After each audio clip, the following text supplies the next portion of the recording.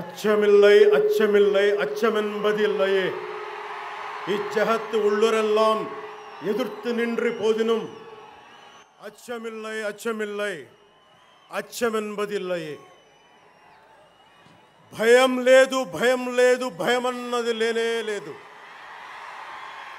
ఒక దుర్నీతి దుర్జన లోకమంతయు ఎదురొచ్చినా భయం లేదు భయం లేదు భయమన్నది లేనే లేదు. భయం లేదు కాబట్టే అసలే చీకటి గాఢాంధకారమైన వెళ్ళే దారంతా గోతులు గుంతలు లోయలు అగాధాలు ఉన్న ఇల్లేమో దూరమైన చేతిలో దీపం లేకపోయినా గుండె ధైర్యమే కవచంగా ధరించిన వాణ్ణి కనుకే అన్నీ ఒక్కడే అయి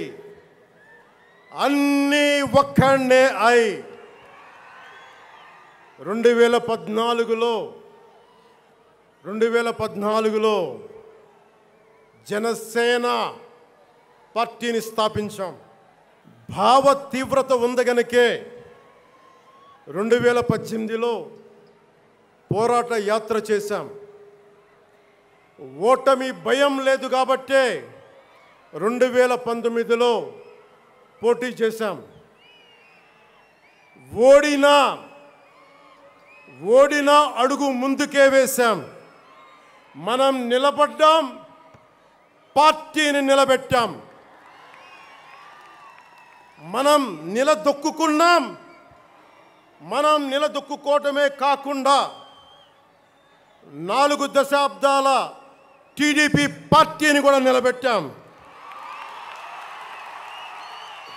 మనం ఓడినప్పుడు 2019లో మీసాలు మెలేశారు, జబ్బలు చరిచారు, తొడలు కొట్టారు, మన ఆడపడుచుల్ని అవమానించారు, ప్రజల్ని నిరంతరం హింసించారు. ఇదే న్యాయమని మన నాయకులు, మన జన సైనికులు, మన వీర మహిళలు అందరూ అడిగితే, గొంతెత్తితే వారిపైన కేసులు పెట్టారు, జైళ్ళల్లో పెట్టారు, నిర్బంధంలో తోశారు. 4 దశాబ్దాల సుదీర్ఘ రాజకీయ అనుభవం ఉన్న నాయకుడిని అక్రమ కేసుల్లో బంధించారు. వారి తెలుగుదేశం పార్టీ కార్యకర్తల్ని, సీనియర్ నాయకుల్ని రోడ్డు మీదకి రావాలంటే భయపడేలా చేశారు. ఇక నాలాంటి వాణ్ణి తిట్టని తిట్టు లేదు, పాల్ చేయని అవమానం లేదు, చేయని కుట్ర లేదు, వేయని కుతంత్రం లేదు. ఈ ఎన్నికల్లో అసెంబ్లీ గేటును కూడా తాకలేవు అని మనల్ని ఛాలెంజ్ చేసి సరిచిన ఆ తొడల్ని బద్దలు కొట్టాం. ఏం చేశాం? బద్దలు కొట్టాం. బద్దలు కొట్టి ఆంధ్రప్రదేశ్ అసెంబ్లీలో 21 మంది ఎమ్మెల్యేలతోటి, పార్లమెంటులో 2 ఎంపీలతోటి అడుగు పెట్టాం.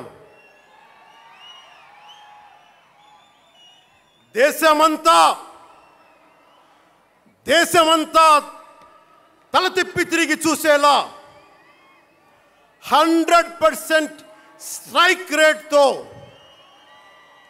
ఘన విజయం సాధించాం. ఎన్డీఏ కూటమి ప్రభుత్వాన్ని నిలబెట్టాం. ఈరోజు జయకేతనం ఎగరేస్తున్నాం.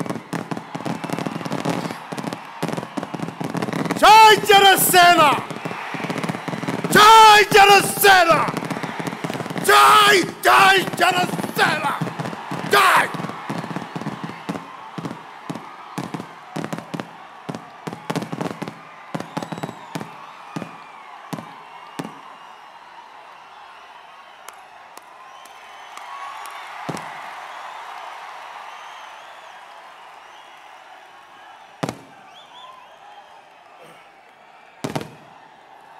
భరత భూమి నేర్పినదో, ప్రజాకోటి నేర్పినదో నిజం ఏమిటో కానీ ఒట్టి చేతిలో శత్రువుపై దుమికే శక్తి ఉంది అని చెప్పిన దాశరథి కృష్ణమాచార్య మాట బలం తెలంగాణకే కాదు, నెల్లూరులో చదువుకున్న నాకు కూడా.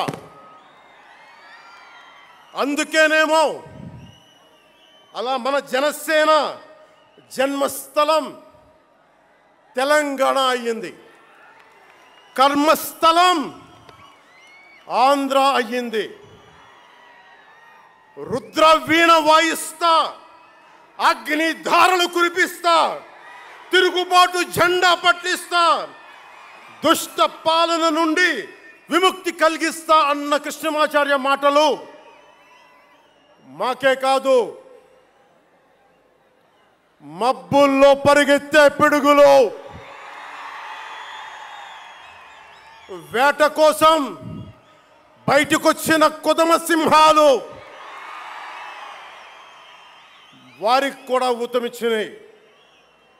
ఊతమివ్వబట్టే 24 ఎన్నికల్లో దాష్టీక ప్రభుత్వాన్ని దించి కూటమి ప్రభుత్వాన్ని, ఎన్డీఏ కూటమి ప్రభుత్వాన్ని గెలిపించారు.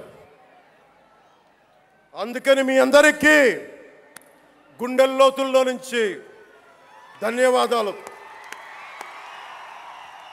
మూగబోయిన కోటి తమ్ముల గళాల పాట పలికించి కదిలి జవమ్మ కూర్చి నా కళానికి బలమిచ్చి నడిపినట్టి నా తెలంగాణ కోటి రతనాల వీణ, నా తెలంగాణ కోటి రతనాల వీణ.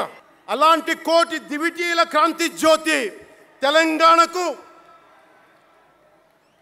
ఆ రోజున కరెంట్ షాక్ తగిలి చనిపోబోయిన నాకు కొండగట్టు ఆంజనేయుడి దయ, తెలంగాణ అన్నదమ్ముల దీవెన, నన్ను ప్రేమించే ప్రజలందరి దీవెన నాకు పునర్జన్మనిచ్చింది తెలంగాణ భూమి. అలాంటి తెలంగాణ నేల తల్లికి నా వందనాలు, హృదయపూర్వక వందనాలు.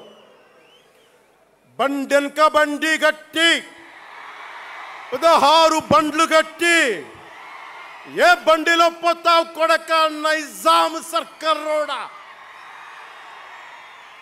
అని కాలిక గజ్జగట్టి చేత కర్ర బట్టి కాలిక గజ్జ కట్టి ఆటనే పాటనే ఆయుధంగా మలిచిన వాడు, యువత గుండెల్లో పోరాట స్ఫూర్తిని నింపిన వాడు, నేను కనిపిస్తే ఎలా ఉన్నావురా తమ్మి అని ఆప్యాయంగా పలకించే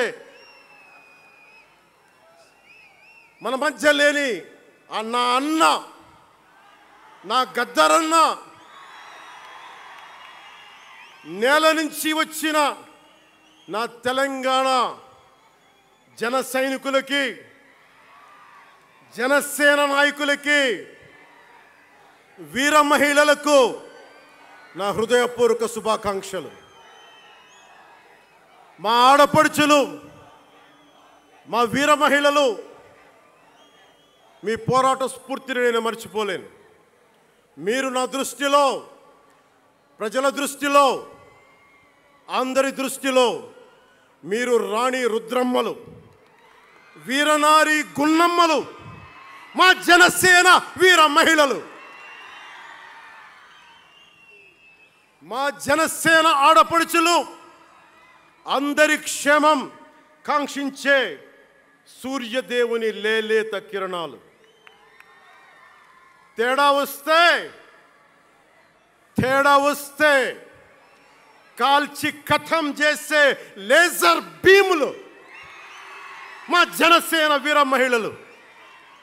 అలాంటి మీకు, మా ఆడపడుచులకి, మా వీర మహిళలకి నేను మీకు రుణపడి ఉంటాను. సీనియర్ నాయకులు కొనతాల గారు చెప్పినట్టుగా ఈరోజు హోలీ పర్వదినం. రంగులు, ఉత్సాహం, మైత్రిని పంచే పండగ. చెడు పోయింది, మంచి వచ్చిందని చెప్పి రంగులు జల్లుకునే పండగ. మన జయకేతనం ఎగరవేసిన రోజున హోలీ కూడా రావటం యాదృచ్ఛికం కాదు, భగవంతుడి నిర్ణయం. అందుకని దేశ ప్రజలందరికీ నా హోలీ శుభాకాంక్షలు తెలియజేస్తా ఉన్నాను. ये भगवान का आशीर्वाद है कि जनसेना का यह खास दिन होली के पावन त्योहार के साथ आया है. मेरे लिए होली रंगों का त्योहार है, एकता का त्योहार है, दोस्ती का उत्सव है, खुशी और उल्लास का पर्व है. इस शुभ अवसर पर मैं इस मंच से, पिठापुरम से आप सभी को होली की हार्दिक शुभकामनाएं देता हूं. తమిళనాడు నుంచి నాకు ఎంతో ప్రేమనిచ్చారు. మన స్పీచ్లు చూస్తారంట నాకు తెలియదు. మన తమిళనాడు పర్యటనకి వెళ్తే అందరూ నాకు ఎంతో ప్రేమనిచ్చారు. షణ్ముఖ యాత్రకి వెళితే నేను తమిళనాడులో చాలా కీలకమైన దశలో ఉన్నవాడిని, పెరిగినవాడిని. సుబ్రహ్మణ్య భారతీయారిని స్ఫూర్తిని నింపుకున్నవాడిని. అలాంటి తమిళనాడు ప్రజలందరికీ నా మనస్ఫూర్తిగా మీకు నా నమస్కారాలు. రమణ మహర్షి ఉళ్ళిట్ట ఎన్నట్లు సిద్ధర్గల్ వాళింద సిద్ధపేట్ల సిద్ధర్ భూమి ఉలహ పుదుమరియం తిరుక్కురళవై உலகக்கு தந்த ஞான பூமி அச்சமில்லை அச்சமில்லை என முழுங்கிய மகாகவி பாரதியார் வீரபூமி உலகத்தை ரட்சிக்கும் கந்தசஷ்டி கவசம் எனும் அருண்கோடை தந்த ஆன்மீக பூமியாம் தமிழகத்தை சேர்ந்த என் அன்பு உள்ளங்களுக்கு எனது அன்பு நிறைந்த வணக்கங்கள். మన మహారాష్ట్రకి వెళితే నాకు మహారాష్ట్రలో అభిమానులు ఉంటారు. అది కూడా రాజకీయ పరంగా ఉంటారు, సినిమాల పరంగా కాకుండా అని నాకు తెలియలే. ఎంతో ప్రేమనిచ్చారు. గౌరవ మహారాష్ట్ర ముఖ్యమంత్రి దేవేంద్ర ఫడ్నవీస్ గారు నన్ను రమ్మని 19 నుంచి అడుగుతూ ఉన్నారు. అప్పుడు కుదరలా, 24లో కుదరలేదు, 19లో కుదరలేదు, 14లో కుదరలేదు. మొన్న హర్యానాలో మీరు రావాలి ఖచ్చితంగా అని చెప్పి ప్రత్యేకించి నన్ను పిలిపించారు. నేను ఎన్డీఏ కూటమి కోసం ప్రచారం చేశాను, భారతీయ జనతా పార్టీ కోసం. వెళ్ళిన అన్ని సీట్లు దాదాపు 95% మనం గెలిచాం, ఒక్క సీటు తప్ప. మీకు తెలుసు, నాకు మరాఠీ నేల, మహారాష్ట్ర నేల, ఛత్రపతి శివాజీ మహారాజ్ నేల, ఛత్రపతి సంభాజీ మహారాజ్ నేల. అలాంటి నేలకి ఛత్రపతి శివాజీ महाराज आणि छत्रपती संभाजी महाराज यांच्या महाराष्ट्र भूमीतून आलोल्य सोलापूर, लातूर, बिल्लारपूर सारख्या जिल्ह्यांतील जनसैनिकांना माझा मनपूर्वक नमस्कार. అలాగే కర్ణాటక నుంచి వచ్చిన అభిమానులకి, ಕರ್ನಾಟಕದಿಂದ ಈ ಹಬ್ಬಕ್ಕೆ ಆಗಮಿಸಿದ ನನ್ನ ಜನ ಸೈನಿಕರಿಗೆ, ನನ್ನನ್ನು ಪ್ರೀತಿಸುವ ಕರ್ನಾಟಕದ ಜನ ಸೈನಿಕರಿಗೆ హృత్పూర్వక నమస్కారాలు. చాలా భాషలు అయిపోయినాయి కదా. అని మీకు అర్థమైంది కదా, రెండు భాషలు ఒక్క భాషలా కాదు. భారతదేశానికి కావాల్సింది తమిళనాడుతో సహా we need multiple languages, not just two. We need multiple languages to keep, not just for the integrity of the country, but also to understand each other, to share love with each other. అందుకనే బహుభాష భారతదేశానికి మంచిది. చెప్తామా? భారత్ మాతాకి జై. బోలో భారత్ మాతాకి.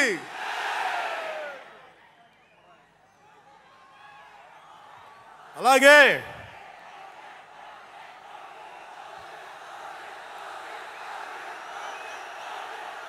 చేద్దాం, చాలా వస్తుంది. ఇందాక స్టేజ్ పైకి వచ్చేటప్పుడు కిందకి వెళ్ళాం, మళ్ళీ సభ ముందు చాలా సినిమాలు ఆపండి, చాలు ఓజీ, చాలు ఓజీ, చాలు. అంటే మీ అందరికీ నేను సినిమాలు ఎందుకు వద్దని చెప్తానంటే, సినిమాలు తక్కువ చేయడం నా ఉద్దేశం కాదు. మీరు ఓజీ సినిమాకి వెళ్ళి జనసేన జిందాబాద్ అని ఎలా అనకూడదు, ఇక్కడికి వచ్చి సినిమా ఎందుకు అనకూడదంటే, ప్రాణాలు తెగించున్నారు ఇక్కడ వాళ్ళందరూ, ఇక్కడ జన సైనికులు. ఎందుకు సినిమా మాట్లాడకూడదు అంటే, 450 మంది పైచీలకు జన సైనికులు సినిమాలను కాదు సిద్ధాంతాలు నమ్మి చనిపోయారు. వారి గౌరవం కోసం.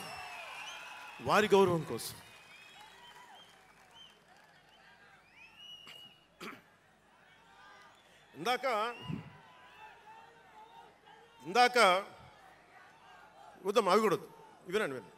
మీరు వింటలేదని అర్థం. నా పేరు అరుస్తున్నారంటే మీరు నా మాట వింటలేదని. నా మాట వింటే 151 ఉన్న సీట్లు పార్టీ పోయింది, అందుకే నా మాట వినాలి. కూర్చోండి.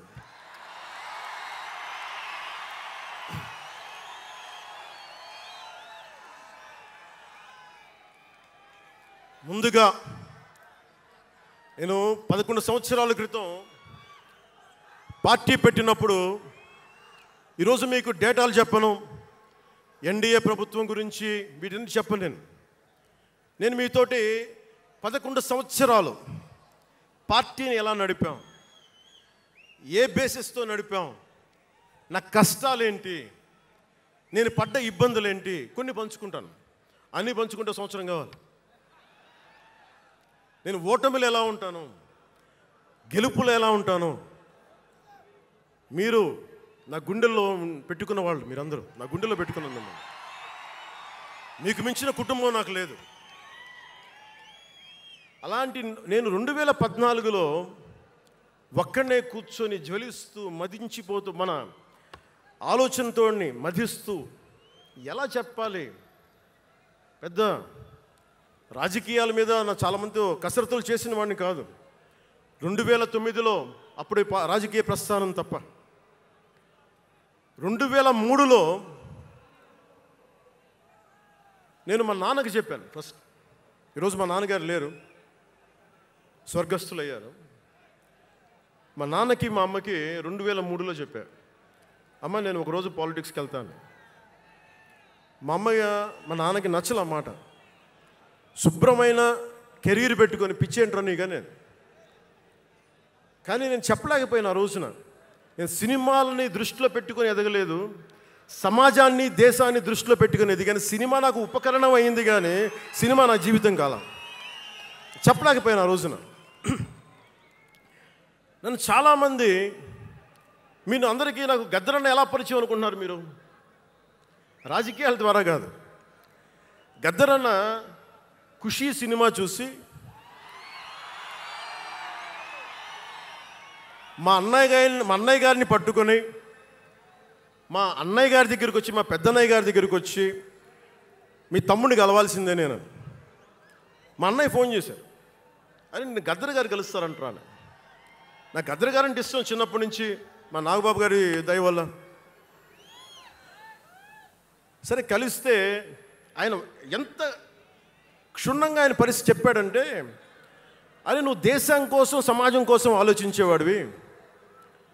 నీ ఏ మేరా జహా అనే పాటలో నువ్వు భరతమాతని సంఖ్యలలో బంధించి పెట్టావు కదా, నీ భావం నాకు అర్థమైందిరా అన్నాడు.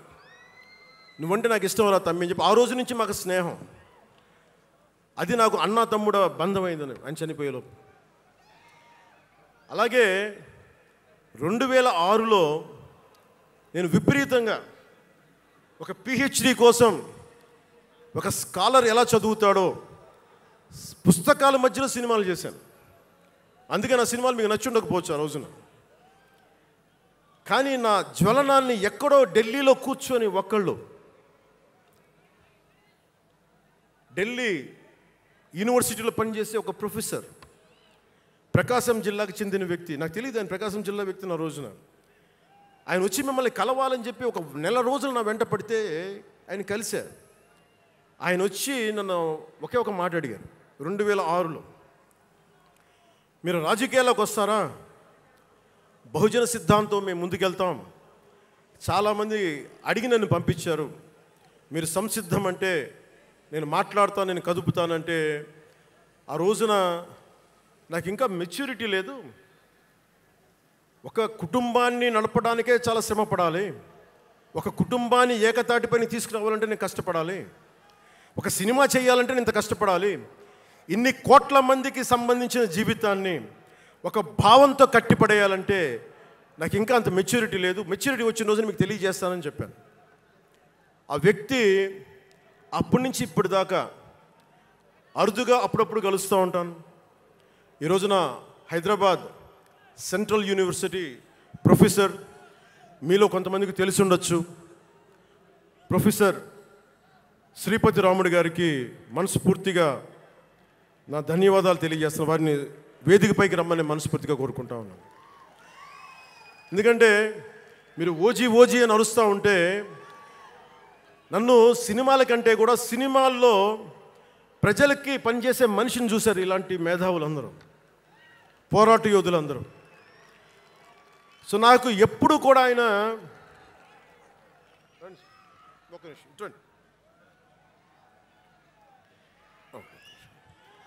ప్రొఫెసర్ గారు మన జనసేన పార్టీ కాదు, ఆయన ప్రొఫెసరే. బహుజన సిద్ధాంతాల కోసం, అంబేద్కర్ ఆశయాల కోసం, అణగారిన వర్గాల కోసం నిలబడ్డ వ్యక్తి. ఆయన చాలామంది విద్యార్థుల్ని పిహెచ్డీలకి సిద్ధం చేసే వ్యక్తి. మన దగ్గరున్న బేతపూడి విజయ్ కుమార్ గారు కూడా ఆయన శిష్యుడే. ఇలాంటి శిష్యులు ఎంతోమంది తయారు చేసి ఆయన జనసేన ఎప్పుడు నాకు అండగా ఉంటారు, ఓడిపోయినా నిలబడ్డా. ఎప్పుడైనా సరే నమ్మకం ఏంటంటే మీరు ఉండాలి, మీరు రాణించాలని నిరంతరం తప్పించే శ్రీపతి రాముడు గారికి నేను ఇవ్వగలిగేది ఒకటే, నా గుండెల నుంచి ప్రేమ ఇవ్వగలను.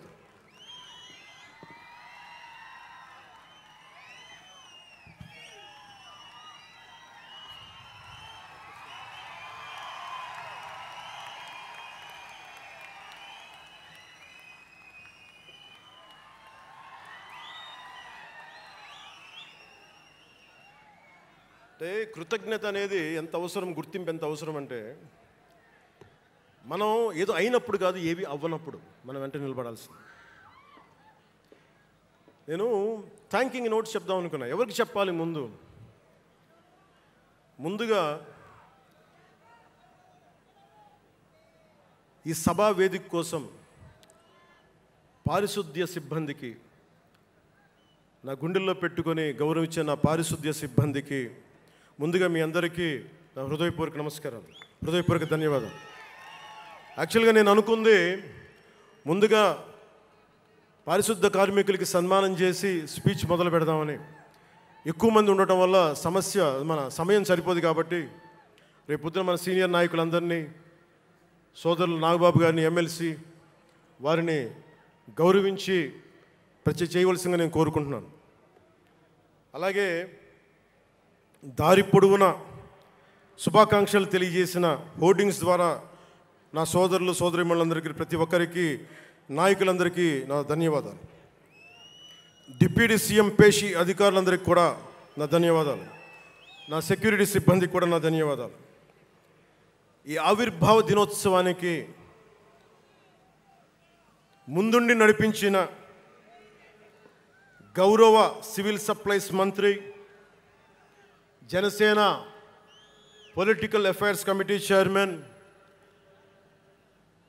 నన్ను కాలానికి నా పరీక్షలు పెట్టి కానీ ఒకసారి నిర్ణయం తీసుకున్న తర్వాత ఓడిపోయినా కానీ వెన్నంటే నిలబడ్డ నా సోదరుడు పిఎస్సి చైర్మన్, గౌరవ సివిల్ సప్లైస్ మంత్రి శ్రీ నాదెండ్ల మనోహర్ గారికి నా హృదయపూర్వక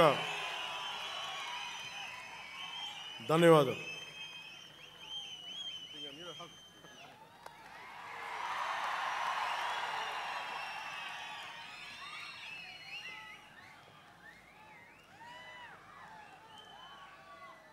అలాగే 2009 నుండి 10 నుండి ఆయన పాలిటిక్స్లో లేకపోయినా నేనంటే ఇష్టం తోటి ఎప్పుడు నా వెన్నంటే ఉండే హరిప్రసాద్ గారికి ఏం ఆశించాలా, జీతాలు తీసుకోవాలా, జీతభత్యాలు లేవు, ఉన్నంతలోనే ఎవరు అన్నిటికీ పాపాల భైరవుడు ఆయన. పవన్ కళ్యాణ్ ఆ నిర్ణయం తీసుకోలేదంటే ఈయనే ఉంటాడు కారణం అంట. పవన్ కళ్యాణ్ తేలిక మాట నేస్తాడు అందరమాట. పవన్ కళ్యాణ్ కొంచెం ఆలోచన ఉంటుంది కదా, ఎవరికి ఇవ్వాలి, ఎందుకు ఇవ్వకూడదని. కానీ ప్రతిదానికి నేను తీసుకున్న నిర్ణయాలకి ఆయన భరించాడు. అలాంటి అన్నిటినీ భరించి నా వెన్నంటే ఉన్న హరిప్రసాద్ గారికి మనస్ఫూర్తిగా నా ధన్యవాదాలు.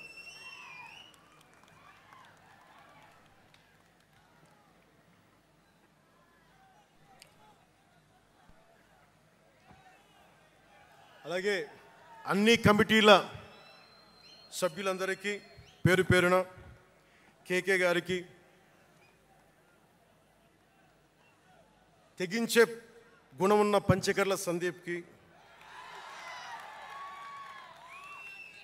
పోరాటం చేసిన నాయకులందరికీ నా ప్రత్యేక ధన్యవాదాలు. సోషల్ మీడియా సిబ్బందికి, స్టేజ్ కల్చరల్ ఆర్టిస్టులందరికీ, ఫుడ్ సప్లయర్స్ అందరికీ, దాతలకి, డాక్టర్స్ టీమ్కి, ప్రతి ఒక్కరికి నా హృదయపూర్వక నమస్కారాలు. ఇందాక ఆ పైన హెలికాప్టర్లో వస్తుంటే చాలామంది ఫోటోగ్రాఫ్స్ కనిపించినాయి. ముఖ్యంగా తెలుగు సినిమా హీరోలు, సూపర్ స్టార్స్ ఫొటోస్. ప్రభాస్ గారిది, మహేష్ బాబు గారిది, జూనియర్ ఎన్టీఆర్ గారిది, అల్లు అర్జున్ గారిది, సాయి ధరమ్ తేజ్ గారి, నందమూరి అభిమానులు, మెగాస్టార్ చిరంజీవి గారి అభిమానులకి, మెగాస్టార్ తనయులు, గేమ్ చేంజర్ రామ్ చరణ్ గారి అభిమానులు, తెలుగు హీరోయిన్లు, ప్రతి నటుల అందరి హీరోల అభిమానులు, మీ అందరికీ కూడా నా ప్రత్యేక నమస్కారాలు, ధన్యవాదాలు. అలాగే పవన్ కళ్యాణ్ అభిమానులు కూడా నా హృదయపూర్వక నమస్కారం.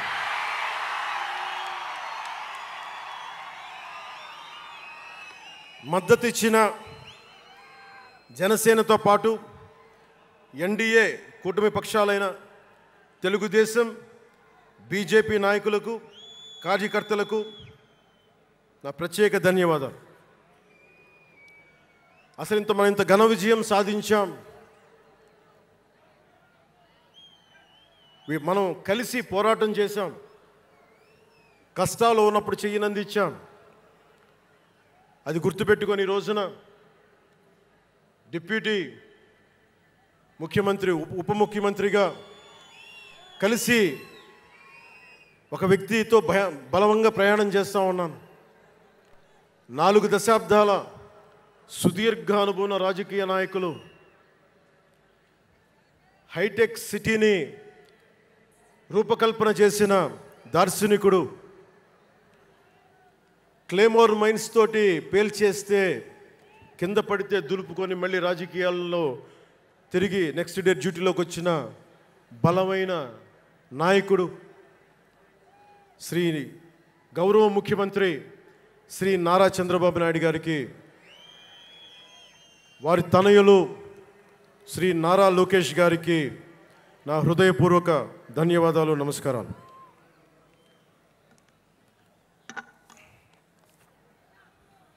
ఒకసారి నా నోటి నుంచి 11 సంవత్సరాలు నలిగాం కదా, మన ఎంపీలు మన పేర్లు నా నోటి గుండా చెప్పాలి మీ అందరికీ అని చెప్పడానికి.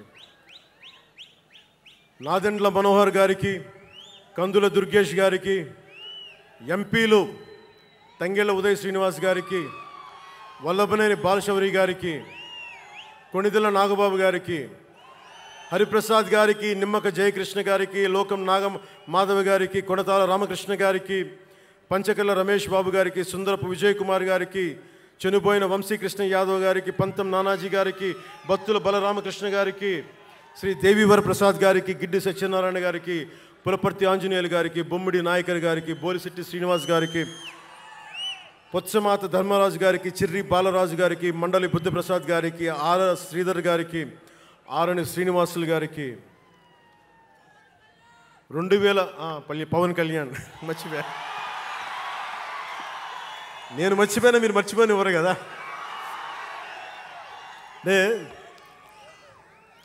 ఇది మన 11వ సంవత్సరం, వారు 11కి అంకితం చేశాం.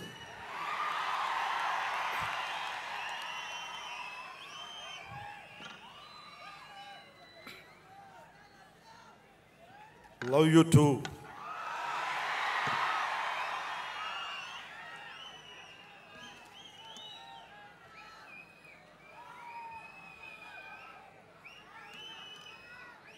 అలాగే ఈ సభకి పోలీస్ వ్యవస్థ మీకు తెలుసు, మనం ఎంత నలిగిపోయామో. గత 5 ఏళ్లలో మనం ఎంత నలిగిపోయామో మీకు తెలుసు, ఎన్ని ఇబ్బందులు పాలు చేశారో తెలుసు.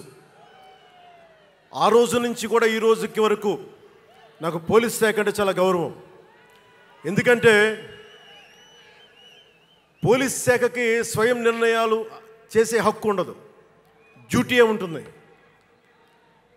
బ్రిటిష్ వాళ్ళు పరిపాలించినప్పుడు పోలీస్ కూడా బ్రిటిష్ అధీనంలో పనిచేశారు తప్ప వాళ్ళకి ఇవ్వబడ్డ డ్యూటీ చేశారు. భగత్ సింగ్ని కొట్టమంటే కొట్టారు, జైల్లో పెట్టమంటే పెట్టారు, గాంధీ గారిని లాక్కెళ్ళిపోమంటే లాక్కెళ్ళిపోయారు. వాళ్ళు చేయకపోతే అది డ్యూటీకి విరుద్ధం అవుతుంది, చేయక తప్పదు. మరి అదే పోలీస్ ఆ రోజున వచ్చారు. స్వాతంత్రం వచ్చిన తర్వాత మిలిటరీ కూడా అంతే. అందుకనే నాకు పోలీస్ శాఖ మీద ఎప్పుడు వ్యక్తిగతంగా కోపం ఉండదు, ఏదో కొద్దిమంది వ్యక్తులు ఎక్కువ చేస్తే తప్ప. అలాగా ఈ రోజున చాలా గొప్పగా నిలబడ్డ, సహకరించిన పోలీస్ అధిపతి డీజీపీ గారికి, కాకినాడ జిల్లా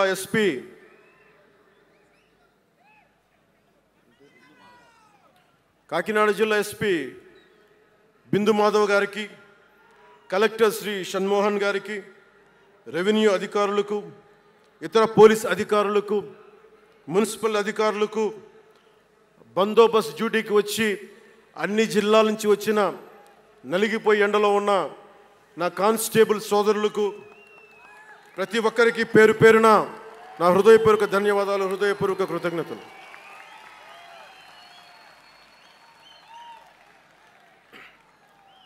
నా ఇష్టం, నా కోరిక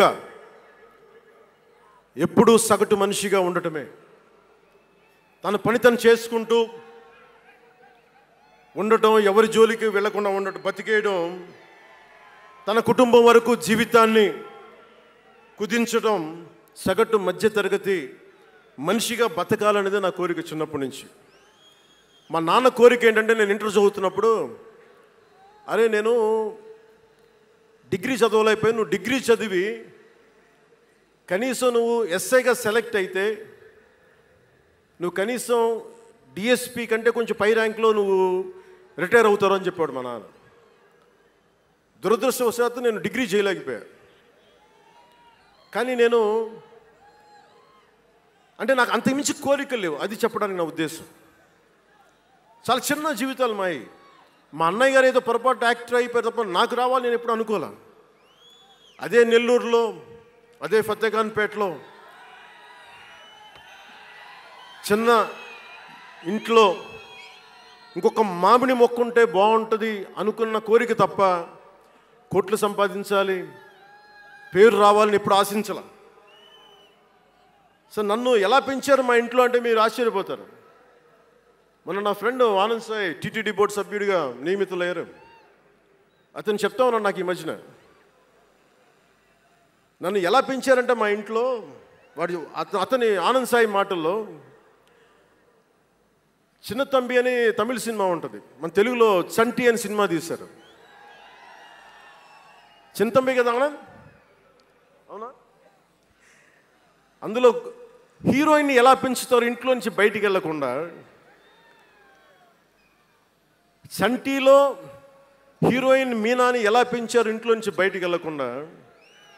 మా ఇంట్లో నన్ను అలా పెంచారు. వీడి బయటికి వెళ్తే ఏమైపోతాడో, సున్నితమైన వ్యక్తి, వీడికి ఆస్తమా ఉంది, వీడికి ఇలాంటి పరిస్థితుల్లో నన్ను ఇంట్లో నుంచి కదలనివ్వకుండా, ఎక్కడికి వెళ్ళనివ్వకుండా, ఎక్కడికైనా బయటికి వెళ్తే పంపించారు. ఒకరోజు చెన్నైలో నేను అన్నానగర్లో కంప్యూటర్ ప్రోగ్రామింగ్ కోర్స్ చేసేవాడిని ఒక సంవత్సరం పాటు. ఆ ప్రోగ్రామ్ ఫైనల్ చేసే పరిస్థితుల్లో టైం 10:30 అయింది, 10:30 రాత్రి. ఇంటికి వెళ్ళడం గంట లేట్ అయింది. అంటే మనం సాయంత్రం 6 గంటలకల్లా వెళ్ళిపోవాలి. ఆ రోజు 10:30కి వెళ్తే చెప్పా పెట్టకుండా, అంటే మన కొంచెం లేట్ అయింది ఎగ్జామ్స్ వల్ల. ఇంటికి వెళ్ళేటప్పటికి ఎలా ఉంది అంటే, ఇంట్లో ఆడపిల్ల వెళ్ళిపోతే ఇల్లు ఎలా ఉంటుందో, 10:30కి నేను ఇంటికి వెళ్తే మా అన్నయ్య షూటింగ్ నుంచి క్యాన్సిల్ చేసుకొని వచ్చేస్తా ఉన్నారు. మా వదిన ఇంట్లో హాల్లో ఉంది, మా నాగబాబు వీధి బయట తిరుగుతూ ఉన్నాడు. మొత్తం అందరూ ఏమైపోయాడు, ఎక్కడికి ఏమైపోయాడని. నేను ఎగ్జామ్ రాసి వస్తున్నాను, బస్సులు దొరకలేదు నాకు, 2 బస్సులు మారి రావాలని చెప్పాను. నాకు కార్లు లేవు ఆ టైంలో. అంటే అలాంటి నన్ను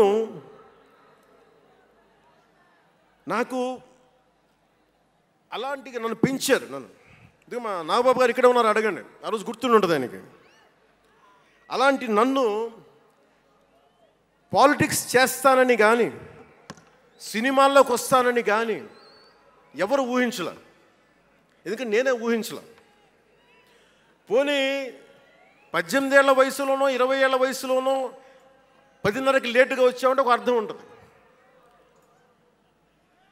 అక్కడమ్మాయి ఇక్కడ అబ్బాయి, గోకులంలో సీత, సుస్వాగతం, తొలి ప్రేమ చేస్తున్న సమయంలో, మేబీ తొలి ప్రేమ ముందు అటో ఇటో, సంగీత్ థియేటర్లో, హైదరాబాద్ సంగీత్ థియేటర్లో క్లింట్ ఈస్ట్వుడ్ నాకు ఇష్టమైన హీరో, అతను సినిమాకి వెళ్ళా.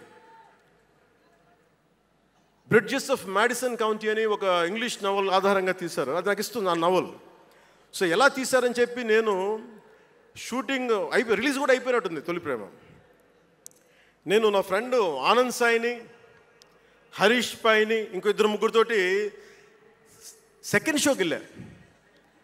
సెకండ్ షోకి వెళ్ళి ఇంటికి వస్తే కింద మా నాన్న, ఇంట్లో పైన రూమ్లో పడుకోవాల్సిన మా నాన్న కింద కుర్చీ వేసుకొని, ఓ నీల్ కమల్ చైర్ వేసుకొని నా కోసం వెయిట్ చేస్తూ ఉన్నాడు. ఎక్కడికి రా వెళ్ళామని. షూటింగ్ అన్నాడు. షూటింగ్ అన్నాడు, సినిమాకి వెళ్ళానంటే ఆయన ఎట్లా తిట్టాడంటే నన్ను, నేను చాలా తప్పుడు పనులు చేసేస్తున్నట్టుగా, ఏదో బార్లో కూర్చొని తాగేసినట్టుగా. నేను అప్పటికి కొంచెం గుండె ధైర్యం తెచ్చుకొని చెప్పాను. అక్కడ మా నాన్నంటే భయం, చిన్నప్పుడు చాలా కొట్టేవాడు మా నాన్న మమ్మల్ని. ఆ భయం నన్ను కొట్టింది తక్కువ కానీ మా అన్నయ్యని కొట్టింది ఎక్కువ.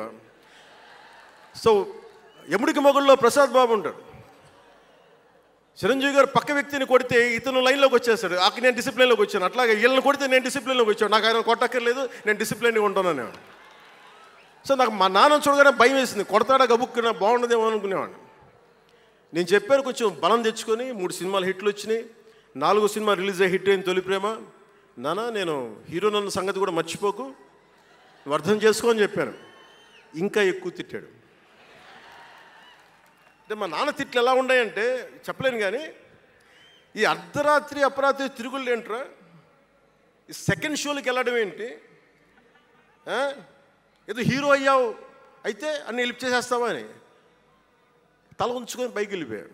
అంటే అలాంటి నేను ఇన్ని కోట్ల మందికి సంబంధించిన పాలిటిక్స్ చేయాలంటే భగవంతుడు రాసిన రాత కాకపోతే నేను కోరుకున్నదా కాదు అది.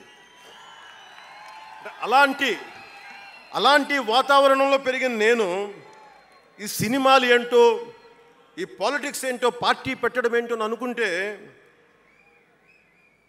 అంటే ఇందాక ఎందుకు బయటికి వెళ్ళాలంటే ఇవన్నీ ఆలోచిస్తున్నా. ఇదంతా భగవంతుడు మాయ తప్ప నాది కాదు నాకు తెలుసు. అలాంటి జీవితానికి దారి ఏర్పరిచింది, ప్రజా సమస్యలపై నిలబడేలా చేసింది, పార్టీ పెట్టనిచ్చింది నాలోని భావ తీవ్రత. పార్టీ పెట్టనిచ్చింది భావ తీవ్రత, పుస్తక పఠనం, డబ్బులు సంపాదించాక ఖర్చు పెట్టనంటే ఎలా కుదరదో, వద్దనుకున్న ఏదోలా ఖర్చు అయిపోతాయి. అలాగా కొంత జ్ఞానం వచ్చాక, కొంత చదివాక, కొంత చెయ్యగలిగే సత్తా ఉన్నాక నేను ఊరికనే కూర్చుంటాను, నేను ఏమి చెయ్యనంటే జీవితం అలా ఉండనివ్వదు. అలాంటి నన్ను ఏదో సాటర్డే సండే షూటింగ్ ప్రాక్టీస్కి వెళ్ళి మెడ్రాస్ రైఫిల్ క్లబ్లో, మార్నింగ్ లయలో కాలేజీలో జాగింగ్ చేసుకొని, ఇంటికి వచ్చి పుస్తకాలు చదువుకొని, మా వదినకి ఏదైనా అవసరమైతే పనులు చేసి పెట్టి, ఇలాంటి నేను సగటు మనిషి, మధ్యతరగతి మనిషి, అంతకుమించి వేరే పట్ల. పనగల్ పార్క్ వెళ్ళి కూరగాయలు తీసుకురావడం, వంకాయ ఎంత, తక్కాలి ఎంత, అంటే మన ఉల్లిపాయలు వంకాయలు ఎంత అని ఇట్లాంటివి తీసుకొచ్చేవాడిని. నెల్లూరులో పెద్ద బజారు వచ్చి, మన పెద్ద బజారు చిన్న బజారుకి వెళ్ళి ఇంటికి కావాల్సిన సామాన్లు తీసుకొచ్చేవాడిని.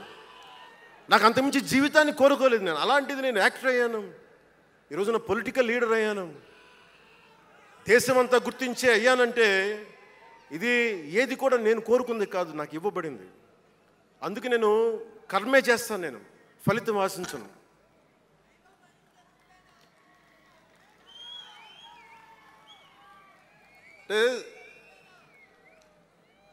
అంటే ఎలా ఉంటుందంటే, అది ఇవన్నీ ఎందుకు చెప్తున్నానంటే, సగటు మనిషి చాలా భయాల మధ్య, చాలా బాధ్యతల మధ్య జీవితాన్ని కొనసాగించాలి. ఒక మాట అంటే ఎక్కువ, ఒక మాట అంటే తక్కువ, చాలా సన్నని గీతల మధ్య బతకాలి. ఒకలాగా చెప్పాలంటే అరిటాకు లాంటి జీవితం. అరిటాకు ఉంది కదా అని జీవితం వడ్డించిన విస్తరు అవ్వదు. చిన్నపాటి ముళ్ళు తగిలినా మొత్తానికి చిరుగుపోతుంది. అలాంటి కోట్లాది సగటు మనుషుల ప్రభావితం చేసే సినిమా కానీ, కోట్లాది మందిని ప్రభావితం చేసే రాజకీయాలు కానీ నాకు చాలా బాధ్యతనిచ్చాయి. సినిమాలో ఎంత చెప్తే మంచిది, ఎంత చెప్తే మంచిది కాదని ఆలోచించి చేసేవాడిని. ఒక దేశభక్తి పాట పెడితే మంచిదా, ఒక క్లబ్ డాన్స్ పెడితే మంచిదా, ఈ రెండు ఆలోచించి దేశభక్తికి వెళ్ళాను నేను. అందుకే ఏ మేరా జేహానే పెట్టాను తప్ప ఓ మై డార్లింగ్ అని పెట్టలా. అంటే అంటే ఎందుకు నేను ఆలోచిస్తానంటే, మనిషి మనెవరం శాశ్వతం కాదు.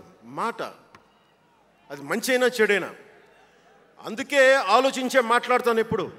ఈ అన్న మాట ఒక తరం 2-3 తరాలు ఉండిపోతే పర్యవసానం ఏంటి, ఎనీ పబ్లిక్ పాలసీ, ఇవన్నీ ఆలోచించి నేను జనసేన కోసం ప్రతిపాదించిన 7 సిద్ధాంతాలు చాలా మదించి, శోధించి, తర్కించి మీ ముందు పెట్టింది. సంవత్సరం కాదు, 2 సంవత్సరాలు కాదు, నేను టీనేజర్గా ఉన్నప్పటి నుంచి నాకు నెల్లూరు డైకస్ రోడ్లో డాక్టర్ కరీముల్లా గారు నాకు ఆస్తమాకు వచ్చినప్పుడల్లా నాకు డెర్ఫ్లిన్ ఇంజెక్షన్ ఇచ్చేవాళ్ళు. ఆయన కోసం వెయిట్ చేస్తూ ఉంటే ఒక బోర్డు నన్ను ఆకర్షించేది, prevention is better than cure అని. దాన్ని ఎప్పుడు గుర్తుండిపోయింది నాకు. అంటే వ్యాధి నివారణ కంటే, వ్యాధి చికిత్స కంటే కూడా వ్యాధి నివారణ మేలని. అందరూ చాలామంది అనుకుంటారు కదా, ఎందుకు నాకు చెగువెరా ఇష్టం అంటే అది కమ్యూనిజమో మావోయిజమో కాదు. ఒకడు డాక్టర్ అయ్యండి, శారీరకం రుగ్మతలు వస్తే బాగు చేసే డాక్టరు సమాజానికి పట్టే రుగ్మతలను ఎవడు బాగు చేస్తాడు అని చెప్పి డాక్టర్ వృత్తి వదిలి విప్లవకారుడు అయ్యాడు చూసారా, ఆ భావన నాకు ఇస్తుంది చెగువెరాలో. అంతేకాదు అతను మావోయిస్టో కమ్యూనిస్టో అని కాదు, గెరిల్లా అని కాదు, ఆ మానవీయ కోణం నాకు నచ్చి దాన్ని ఇష్టపడ్డాను చెగువెరాను. ఆ సిద్ధాంతాలని అంటే ఇవన్నీ ఎందుకు చెప్తున్నాను మీకంటే, చాలా ఆలోచించి చేశాను. అంటే అంత వయసు నుంచి ఆ సిద్ధాంతాలని చాలా బలంగా విశ్వసించేవాడిని, ఆచరించేవాడిని కనుక, వాటి కోసం నిలబడేవాడిని కనుక, నిలబడినందుకు ఆ సిద్ధాంతాలు నన్ను దశాబ్దం రాజకీయ పోరాటం చేయగలిగే సత్తానిచ్చినాయి. ఈ రోజున 100% స్ట్రైకింగ్ రేట్తో జైకేతనాన్ని ఎగరేస్తున్నాం ఈ రోజునంటే జనసేన 7 మూల సిద్ధాంతాలే కారణం. అంటే మీకు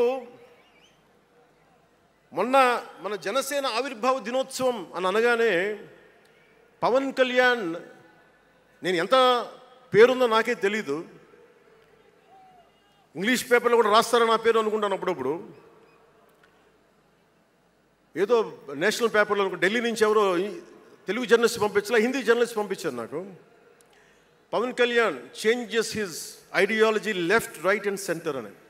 అంటే వీడి అవసరాలకి ఎలా పడితే అలా మార్చేస్తాడని నాకు అనిపించింది. అలా ఎలా పడితే అలా మార్చేసేవాడు 11 సంవత్సరాలు పార్టీని నడపగలడా? 7 సినిమాలతోటి సూపర్ స్టార్డమ్ రాగలదా?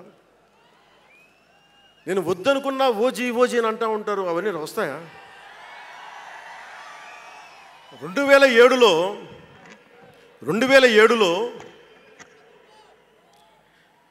నేను కామన్ మ్యాన్ ప్రొటెక్షన్ ఫోర్స్ పెట్టినప్పుడు చాలామంది నాకు ఇష్టమైన నాయకులు, ప్రభావితం చేసిన నాయకులు, ఒకరితో ఒకరికి సంబంధం లేదు. ఒకళ్ళు నారాయణ గురు అయితే ఇంకొకళ్ళు షెగువేరా, ఒకళ్ళు జయప్రకాష్ నారాయణ అయితే ఇంకొకళ్ళు లోకమాన్య బాలగంగాధర్ తిలక్, ఒకళ్ళు మదర్ తెరీసా అయితే ఇంకో వైపున భగత్ సింగ్. ఆ రోజు నన్ను అందరూ అన్నారు, నీకేంటి ఇంత పిచ్చి ఏంటి, నీకు కన్ఫ్యూజ్డ్ ఐడియాలజీ నీది అంటే నేను రోజు చెప్పలేకపోయాను అందరికీ. పవన్ కళ్యాణ్ ఐడియాలజీ ఏంటంటే ఇంత భిన్నమైన వ్యక్తుల్లో ఏకత్వం చూడగలగడం పవన్ కళ్యాణ్ ఐడియాలజీ. ఆ ఏకత్వాన్ని చూడగలిగాం కాబట్టి ఆ 7 సిద్ధాంతాలు వచ్చినాయి. నాకు ఒక్కొక్కరిలో నాకు నచ్చిన అంశాన్ని తీసుకొని నాకు వ్యక్తిగతంగా బలం ఇవ్వడం చూశాను. అది నా మీద ఎంత ప్రభావితం చూపించింది, అది ఎంత సక్సెస్ ఇచ్చిందో కూడా నాకు తెలుసు. అంటే నేను అందరిలాగా నేను కాలేజీలకి యూనివర్సిటీలకి వెళ్ళా, డాక్టరేట్ లేకుండా పోవచ్చు, యూనివర్సిటీస్కి వెళ్ళి ఉండకపోవచ్చు, కానీ జ్ఞానాన్ని సముపార్జించటం నా చిన్నప్పటి నుంచి ఈ క్షణం దాకా నేను ఎప్పుడూ ఆపలా, ఎప్పుడు నేర్చుకుంటానే ఉన్నాను. అంటే చిన్నప్పుడు ఇలస్ట్రేటెడ్ వీక్లీలు, ఫ్రంట్ లైన్ మ్యాగజైన్లు, న్యూస్ పేపర్లు, సోవియట్ భూమి పత్రికలు, చరిత్ర, సంస్కృతి పుస్తకాలు, సాహిత్యం, ఫిలాసఫీ, ఫారిన్ అఫైర్స్ ఇవేమి చదవటం ఆపలా ఇప్పటిదాకా. అవన్నీ సామాజిక, చారిత్రక, రాజకీయ అంశాల మీద అవగాహన లేకుండా ఎందుకు పార్టీ పెడతాం?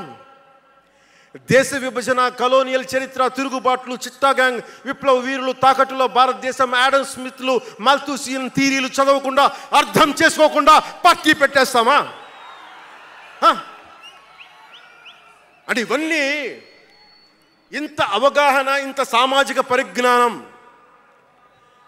సినిమాలు చేసుకునేవాడికి ఎలా ఉంటుంది అవగాహన అని? అదే కదా. అంటే దానికోసం ఎలా పుట్టాలండి? ప్రత్యేకంగా తెల్లగడ్డం వేసుకొని పుట్టాలా అండి?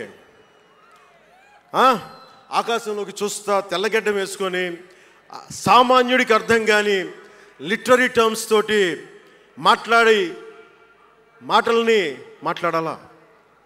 పోనీ పార్టీ పెట్టాలి అంటే నాన్న ముఖ్యమంత్రి అయి ఉండాలా? మావయ్య కేంద్ర మంత్రి అయి ఉండాలా? బాబాయిని చంపించి ఉండాలా అని ఎక్కడ రాసిలేదు కదా. అంటే దశాబ్దం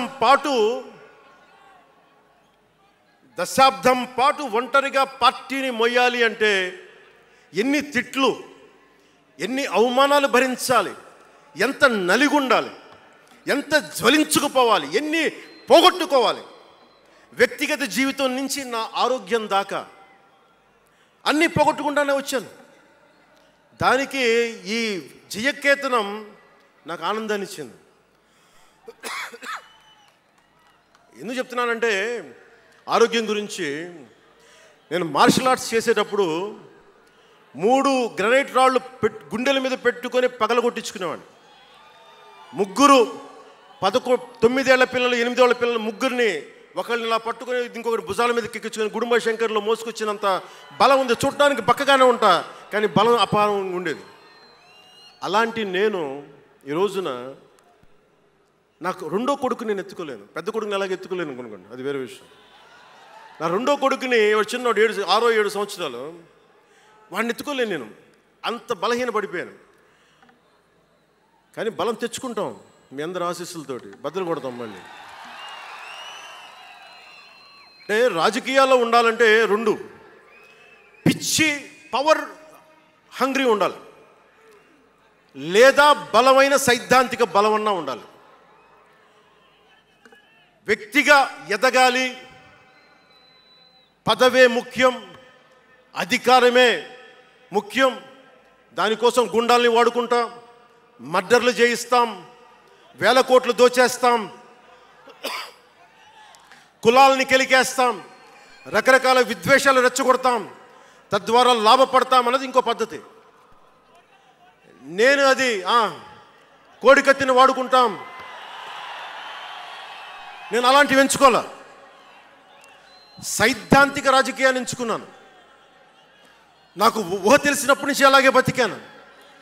అందుకే నేను సమాజం, సమతుల్యత, భావితరాల భవిష్యత్తు, దేశం అంతరంగిక భద్రత, దేశ భద్రత, శత్రు దేశాల దాడులు ఆలోచించి దశాబ్దంన్నర నలిగి గుండె రగిలి అందరిలోనూ చైతన్యం రగిలించి ఈ రోజున జనసేన జయకేతనం ఎగరవేస్తున్నాం. ఇది జనసేన పద్ధతి. Registered party to recognised party. It took us a decade plus.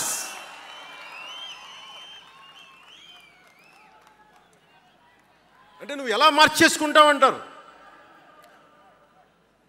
నువ్వు అలా పడితే ఎలా మార్చేసుకుంటావని మాట్లాడతారు. అరే ఒక మనం ప్రార్థించే నదే, గంగమ్మ అవ్వచ్చు, కృష్ణమ్మ అవ్వచ్చు, దేవత అవుతుంది, పడవలకి రస్తా అవుతుంది, పంట కాలువలకి పొలాల్లోకి దూరే పంట కాలువ అవుతుంది. మార్పు అనేక రకాలుగా ఉంటుంది. ఇక్కడ నువ్వు గంగని నదిగా చేసావు, ఇక్కడ నువ్వు స్నానం చేయకూడదంటే కుదరదు. చాలా విభిన్నంగా చూడాలి. నేను మార్పు కోసం వచ్చిన వాడిని, ఓట్ల కోసం వచ్చిన వాడిని కాదు. అంటే ఇన్ని మాట్లాడే ఈ ఇంగ్లీష్ పేపర్ వాళ్ళకి I want to give you an example. Who said Pawan Kalyan changes from left, right and center? Let me tell you this. One example from one of your journalist brotherhood, from your journalist brethren, Sri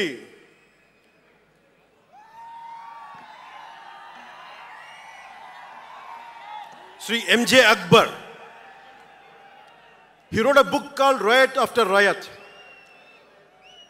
ఆ పుస్తకంలో entirety అంతా how BJP is wrong, how BJP is communal అని all the stories he picked up is all about anti BJP.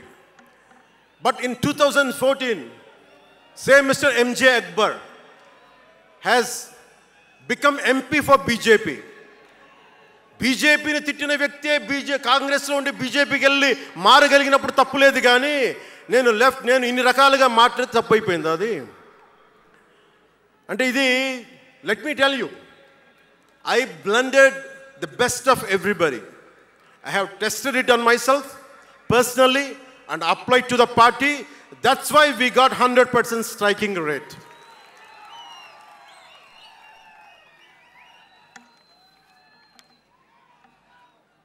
నేను ఎలాంటి కాలంలో పెరిగానంటే భావోద్వేగాలు లేకుండా, జీవిత బరువులు మోయకుండా, కించిత్తు భావుకత లేకుండా, బాధ్యతగా నడవకుండా ఉంటే ఇంత దూరం రాగలమా? జీవితంలో నిన్న కాగితాళంగా ఎలా జరిగిపోతాయి? అంత ఫ్లూక్ అండి అంటే 21 సీట్లతో 100% వచ్చేస్తామా? 151 సీట్లు ఉన్న ఆ పార్టీని 11 సీట్లకి రానివ్వగలమా? ఎంత పోరాటం చేశాం మనం, ఎంత నలిగాం. వైజాగ్లో మన ఎమ్మెల్యేలు ఎంతమందిని జైల్లో పెట్టారు, ఎంత భయభ్రాంతులను చేశారు. బయటికి వస్తే ఆ రోజు నన్ను అందరూ అడిగారు, మీరు వెంటనే ప్రధానమంత్రి గారికి చెప్పండి, ఫోన్ చేయండి, మీకు తెలుసు కదా అంటే నేను ఒకటే అన్నా, ప్రజల్ని కాపాడటానికి వచ్చాను నేను, నన్ను కాపాడమని ఎవరిని నేను అడగను, ప్రధానమంత్రి గారైనా సరే. ఇది నా నేల, నా పోరాటం. ఇది నా మీద చెయ్యి వెయ్యమని చెప్పండి, చెప్తాను నేనేంటో అని చెప్పాను. అంటే నేను ఎవరో వస్తారని నేను ఎప్పుడు చేయను. నేను ఎంత నిలబడగలను అదే నా మెజర్ అంతే. నేను ఎలాంటి జీవితం నుంచి వచ్చానంటే, నాకు చుట్టుపక్కల పేరెంట్స్ కమ్యూనిస్టులు, పిల్లలేమో క్యాపిటలిస్టులు. అలాంటి లెఫ్ట్ భావాలతో ఉన్న నాయకుల్ని, వారి పిల్లల్ని నేను నెల్లూరులో చూసేవాడిని. అంటే మార్పు అనేది అవసరం. నాన్న కమ్యూనిస్ట్ కదా అని కొడుకు క్యాపిటలిస్ట్ అవ్వకూడదనే రూల్ లేదు. ఇలాగే ఉండాలని ఏం లేదు. అంటే సహజం, అంటే మార్పు చాలా సహజం. ఎదగడానికైనా దిగజారడానికైనా సరే వారి ప్రవర్తనని, వారి ఆలోచన విధానాన్ని బట్టి ఉంటుంది. కులాలను కలిపే ఆలోచన విధానం, భాషలని గౌరవించే సాంప్రదాయం, సంస్కృతుల్ని కాపాడే సమాజం, ప్రాంతీయతను విస్మరించిన జాతీయవాదం, మతాల ప్రస్తావన లేని రాజకీయం, అవినీతిపైన రాజీ లేని పోరాటం, పర్యావరణాన్ని పరిరక్షించే అభివృద్ధి ప్రస్థానం, ఇవన్నీ పెట్టినప్పుడు నవ్వారు అందరూ. అలాంటిది నన్ను ఈ రోజున పర్యావరణ మంత్రిగా తీసుకొచ్చింది ఈ సిద్ధాంతాలే.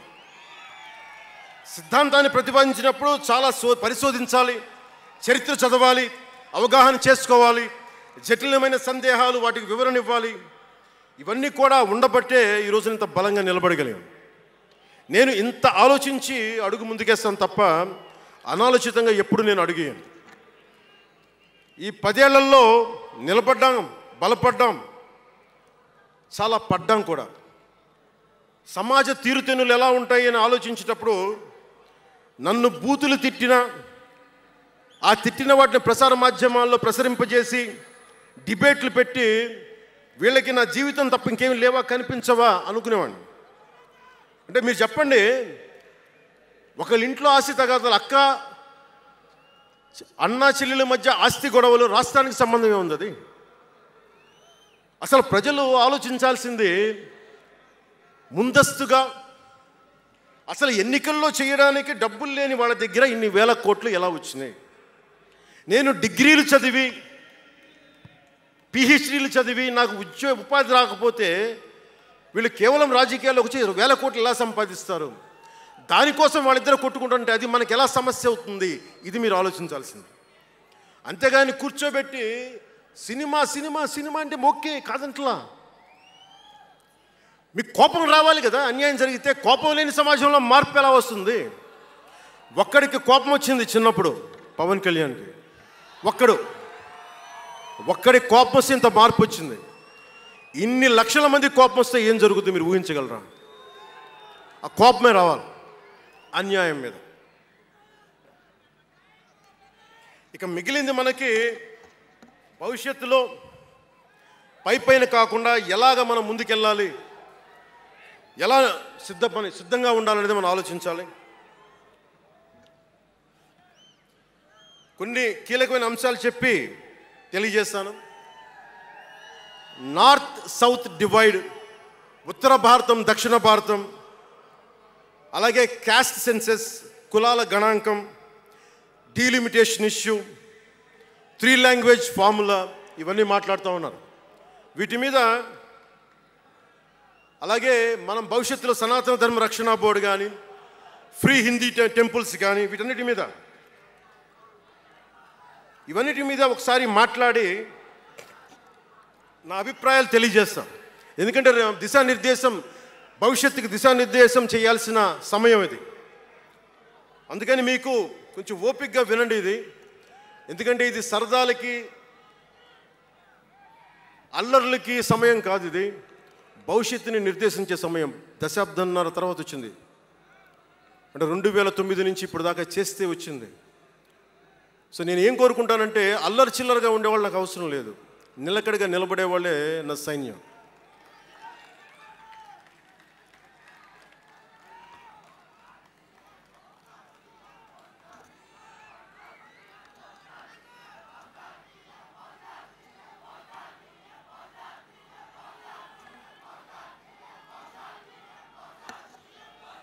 నేను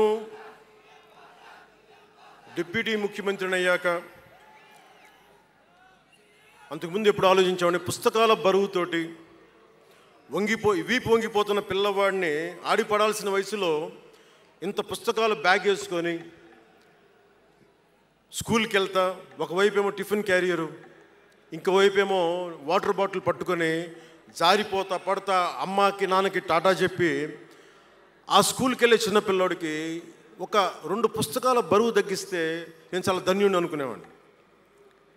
అలాగే ఎక్కడో గిరిజన తాండాల్లో చుక్క నీటి కోసం ఏడ్చే గిరిజనులకి ఒక బిందెడు మంచినీళ్ళు ఇస్తే చాలా బాగుంటుంది అని చేయగలను అనుకునేవాడిని. డోలీ మూతలతోటి రహదారులు లేని కొండ ప్రాంతాల్లో కేవలం 100 మంది నివసించే గిరిజన తాండాలకి ఒక చిన్న రోడ్డు వేయించగలమా అనుకునేవాడిని. కానీ ఈ రోజున మీ అందరి దయ, జన సైనికులు, వీర మహిళల పట్టుదల, ఈ రోజున మనం దాదాపు 4000 పైచిలకు కిలోమీటర్లు రోడ్డును వేయించగలిగాం. వాళ్ళు 2000 వేయించారు 5 సంవత్సరాల్లో. మనం 2500 కోట్ల పైగా ఖర్చు పెట్టినట్టున్నాం. ఇవన్నీ ఎందుకు చెప్తున్నానంటే, ఒకవేళ మనం అనుకుంటే ఎంత చేయగలమని అంటానికి.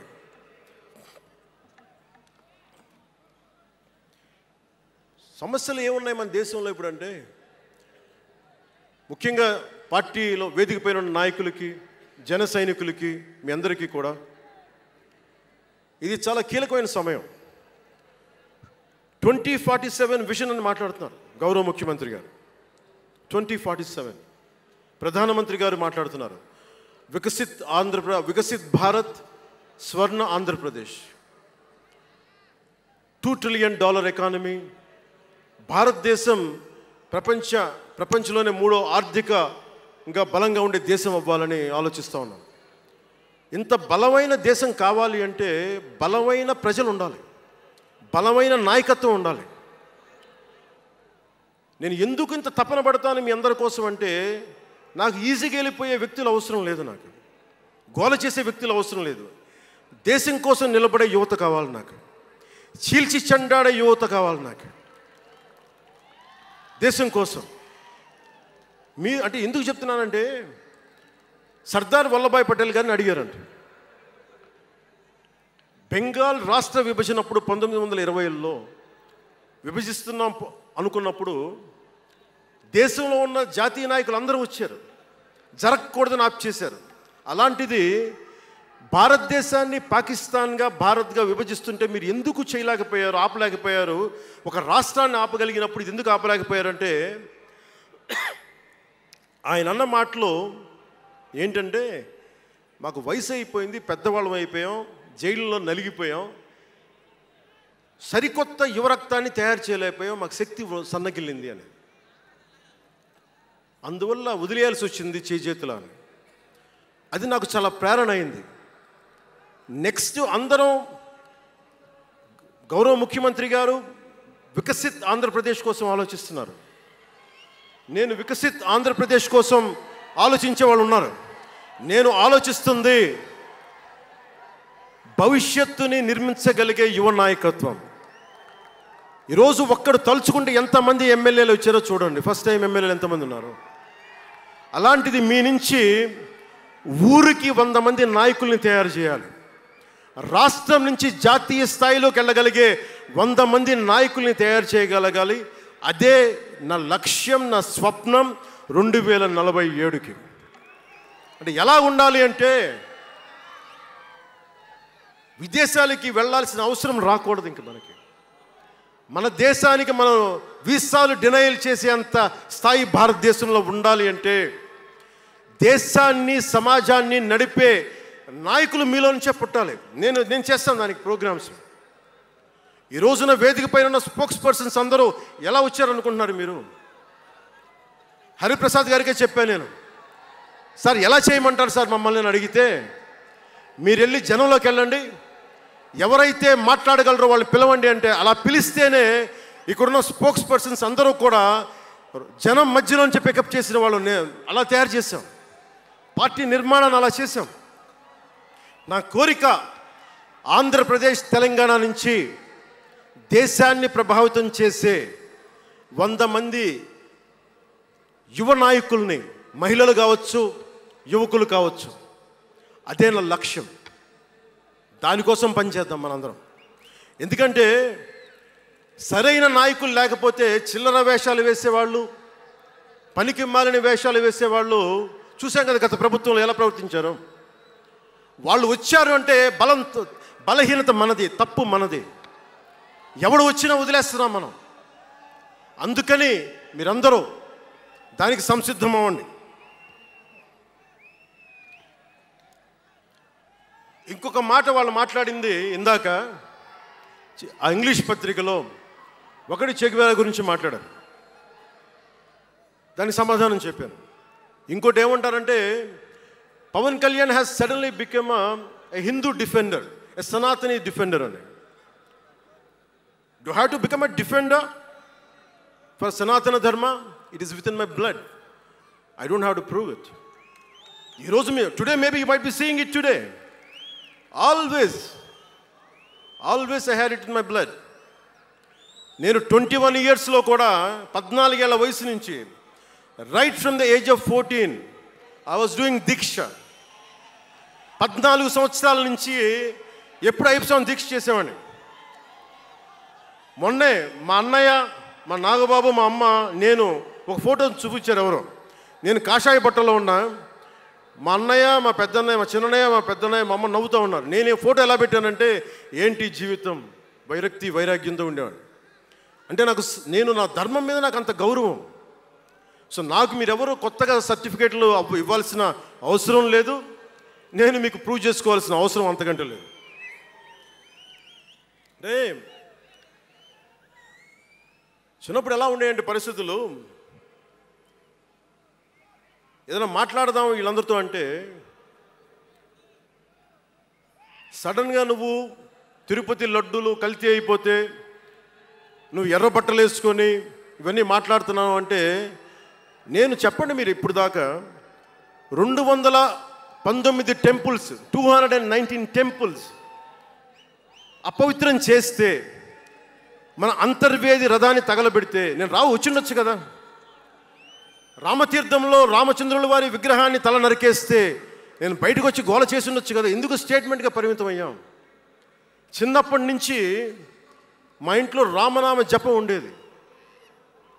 మా నాన్న ఉమ్మడి కమ్యూనిస్ట్ పార్టీ సభ్యుడు, ఎథీస్ట్ ఒకప్పుడు, టీన్స్లో 20లో. ఆయన మరి ఎలా మారిందో మనసు తెలియదు కానీ విపరీతం రామభక్తుడు అయిపోయాడు నేను పుట్టేటప్పటికి. మా ఇంట్లో ఎప్పుడూ రామనామమే ఉండేది.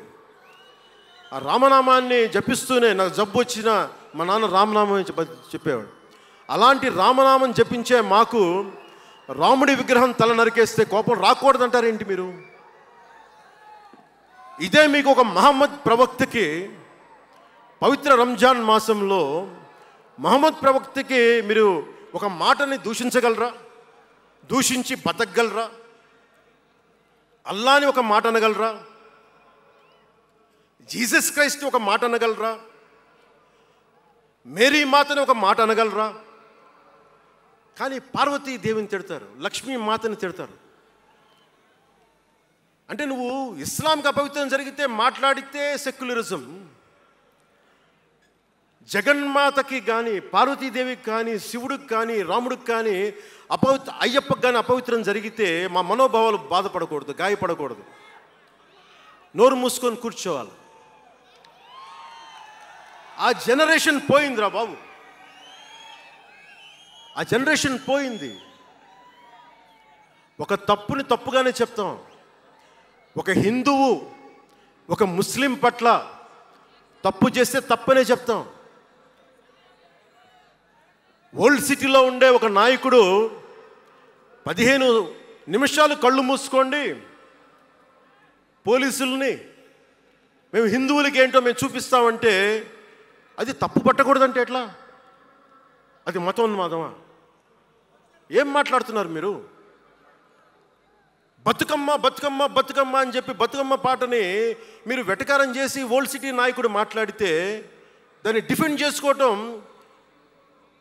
హిందూ అహంకారం అంటే నేను ఏం చెప్పండి? నేను అంటే అల్లాహకు ఒక న్యాయం, మహమ్మద్కి ఒక న్యాయం, అమ్మవారికి ఇంకో న్యాయమా? అలా కుదరదు బాబు. ఈ ధర్మం అందరికీ సమాన అవకాశం ఇచ్చింది. సనాతన ధర్మం ఉండబట్టే సనాతన ధర్మం ఉండబట్టే విజయనగర రాజులు మస్జిద్ కట్టించారు. సనాతన ధర్మం కాబట్టే బంగ్లాదేశ్ని హిందువుల రక్తంతో తడిపి బంగ్లాదేశ్కి విముక్తి కలిగించాం. ఈ చరిత్ర తెలుసుకుంటే కదా. దేశ విభజన జరిగింది. మీరు ఎంతమందికి తెలుసు దేశ విభజన కష్టాలు? మీరు సినిమాలు నరుస్తారు. అక్కడ తాగిపోయారు మీరు. నేను అక్కడ తాగలా. నేను అమితాబ్కి ఫ్యాన్ని, నేను చిరంజీవి గారికి ఫ్యాన్ని. కానీ దేశానికి అంతకంటే పెద్ద ఫ్యాన్ నేను. అంటే మీరు మనందరికీ బాబాసాహెబ్ అంబేద్కర్ గారి గురించి తెలుసు. First law minister of Bharat. ఎక్కడికి వెళ్ళినా ఆయనకి 100 అడుగులో, ఏ తెలంగాణకి వెళ్ళినా ఆంధ్రాకి వెళ్ళినా 100 అడుగులో ఇంకా పైన విగ్రహం పెట్టి మనం ఆరాధిస్తాం. మీకు ఎవరికైనా తెలుసా? అంటే సనాతన ధర్మాన్ని తిడతా ఉంటారు. మీకు ఎవరికైనా తెలుసా? పాకిస్తాన్ ఫస్ట్ లా మినిస్టర్ దళిత కమ్యూనిటీకి చెందిన జోగేంద్రనాథ్ మండల్. ఆయన పేరు ఎప్పుడైనా విన్నారా? ఎంతమంది వినుంటారు? ఆయన ఏ పరిస్థితిలో చచ్చిపోయారో తెలుసా?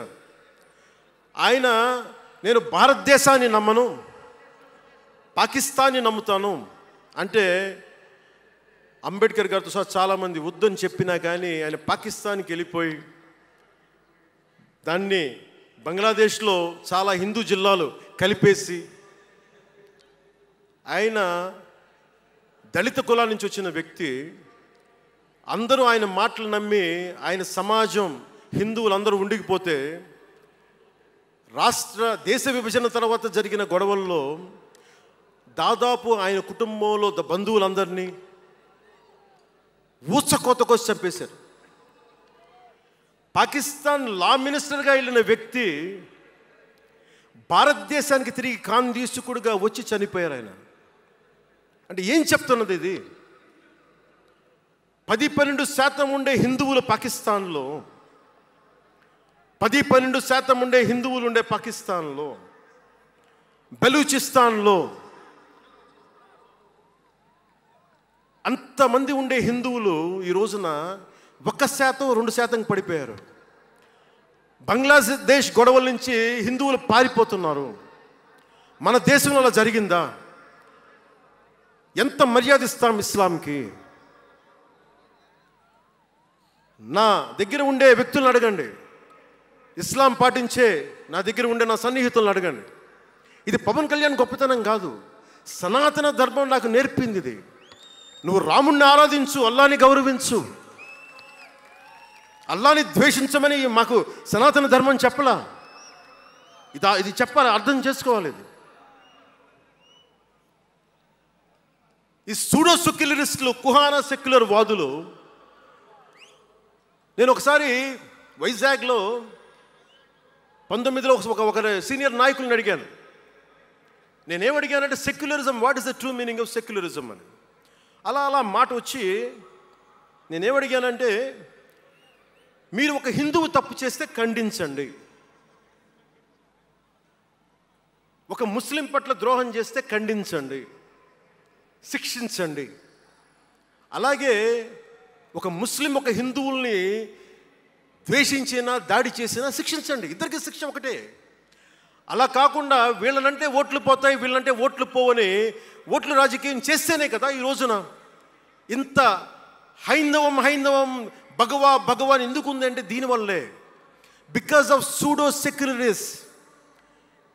ఈ రోజున ఇది జరుగుతుందంటే because of you pseudo secularists, because of you. మీరే కనుక secularism, if you would applied in the true spirit, there would have no need for the changes what are there today. మీరు చేశారు తప్పులు. ఆ రోజు నేను అడిగా, ఓల్డ్ సిటీలో పాత బస్తీ హైదరాబాద్లో మీరు 15 నిమిషాలు మీరు కళ్ళు మూసుకోండి పోలీసుల్ని, మేము హిందువులకి ఏంటో చూపిస్తామంటే నువ్వు ఎవరిని ఉద్దేశించి మాట్లాడుతున్నావు? హిందూ అంటే దాంట్లో పవన్ కళ్యాణ్ కూడా ఉన్నాడు. పొద్దున్న లేస్తే నేను హనీఫ్, అబ్దుల్, మొత్తం రహీం వాళ్ళతోనే ఉంటాను నేను. కానీ నేను వాళ్ళతో ఉన్నాను కదా అని చెప్పి నాకు బాధ రాదని మీరు అనుకోకండి, తప్పది. ఓ గలత్ హై భయ్యా, తప్పది. వస్తుంది బాధ. నేను ఎవరిని నిందించట్లా. తిరుపతి కల్తీ లడ్డు చేస్తే నేను ముస్లింలను నిందించలా, క్రిస్టియన్లను నిందించలా. నేను నిందించింది దోషుల్ని పట్టుకోమని. చివరికి ఏం తేలారు? వాళ్ళందరూ హిందువులే కదా. నేను మాట్లాడుతుంది ఇది. This is secularism. If there is true secularism, మన నాయకులందరికీ చెప్తున్నాను, మీ అందరికీ చెప్తున్నాను, true secularism should be applied in the true spirit, not for damn convenient vote bank politics. Don't do it. Janasena is not for it. ఒక తప్పుని తప్పుగానే చెప్తాం. అంటే నేను ఎందుకు చెప్తున్నాను మీకు మాట అంటే, నారాజు గాకురమ్మ అన్నయ్య, నజీరు అన్నయ్య, ముద్దుల కన్నయ్య, మన రోజు మనకుంది మన్నయ్య అన్నామంటే డ్యాన్సులు చేశా మీ సరదా కోసం. 1 minute డప్పులతో దీంతో డ్యాన్సులు చేసి అది మీ సరదా కోసం. కానీ నా కోసం ఆ లిరిక్ రాసుకున్నా. దేనికి రాశాను? గుజరాత్లో ఆ మారణహోమం జరిగితే దానికి చాలామంది ముస్లింలు చనిపోతే బాధతోటి నా హృదయం స్పందించి మాస్టర్జీ అని ఒక ప్రజా కవి చేత నేను రాయించాను ఆ పాట. దాన్ని ఖండించినప్పుడు నేనేమనేది ఏంటంటే, అంటే నేను అంత నిష్పక్షపాతంగా ఉంటాను. నేను అనేది ఏంటంటే, గోద్రా మారణహోమం జరిగినప్పుడు ఖండించాలి, ఖండింపబడాలి. There is no second thought about it. కానీ అసలు ఎందుకు జరిగింది అని ఆలోచిస్తే, కరసేవక్స్ రామ భజన చేసుకుంటూ ట్రైన్లోకి వెళ్తే ఒక గోద్రాలో ట్రైన్ని తగలబెట్టేశారు. మరి దాని గురించి కూడా మాట్లాడాలి కదా. ఇది తప్పు, ఇది కూడా తప్పే. అలా జరుగుకుండా ఉండాల్సింది. బాధే నాకు. ఆ రోజు నేను సినిమాలో ఉన్నా కాబట్టి నారాజు గాకరని పెట్టా. అదే కనుక అలాంటి సంఘటన నుండి ఏం చేయాలి మనం?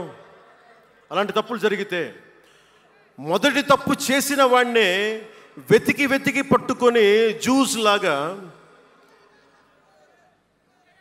సెకండ్ వరల్డ్ వార్లో జర్మనీని ఎలాగా సౌత్ అమెరికాకి వెళ్ళినా ఎలా పట్టుకొని శిక్షించారో మొస్సాద్, అట్లాగా తప్పు ఎవడు చేయనండి, either is a Hindu or Muslim, ఎవరైతే మొదటి తప్పు చేశారో వాళ్ళని కనుక శిక్షిస్తే పర్యవసానమై ఉండవు. ఇది చాలా బలంగా ఆలోచించాలి. అంటే ఇవన్నీ ఎందుకు చెప్తున్నాను, ప్రతి ఒక్కరూ చాలా క్షుణ్ణంగా వినాలి. ఎందుకంటే భవిష్యత్తులో మీకు ఇవే పోరాటాలు. మీరు ఎమ్మెల్యేలు అయిపోయాం, మంత్రులు అయిపోయాం, అందరికీ కార్పొరేషన్ పదవులు వచ్చేసినాయి అంటే కాదు. ఇప్పుడు మనం వేసింది తొలి అడుగు మట్టుకే. నేను భారతదేశం కోసం చనిపోవడానికి సంసిద్ధంగా ఉన్నాను, గుర్తుపెట్టుకోండి. ఎందుకంటే నా ఇంటెన్సిటీ చాలా వైల్డ్గా ఉండదు. అంటే మాట్లాడితే సంస్కృతాన్ని తిడతారు, హిందీని మీరు రుద్దుతున్నారు, సౌత్లో దక్షిణాదిని అంటారు. అన్ని దేశ భాషలే కదా. మన తమిళనాడులో తమిళ్ హిందీ రాకూడదు, హిందీ రాకూడదు అంటుంటే నాకు అనిపించింది మనసులో ఒకటే, అప్పుడు తమిళ సినిమాలను హిందీలోకి డబ్ చేయకండి. డబ్బులేమో హిందీ నుంచి కావాలి, ఉత్తరప్రదేశ్ నుంచి డబ్బులు కావాలి, బీహార్ నుంచి డబ్బులు కావాలి, ఛత్తీస్గఢ్ నుంచి డబ్బులు కావాలి, కానీ హిందీ మాకు వద్దంటే అదే న్యాయం. పనిచేసే వాళ్ళందరూ మనకి బీహార్ నుంచి రావాలి, కానీ హిందీని ద్వేషిస్తానంటే ఎట్లా? ఇవన్నీ మారాలి కదా. అందుకని భాషల్ని ద్వేషించాల్సిన అవసరం లేదు.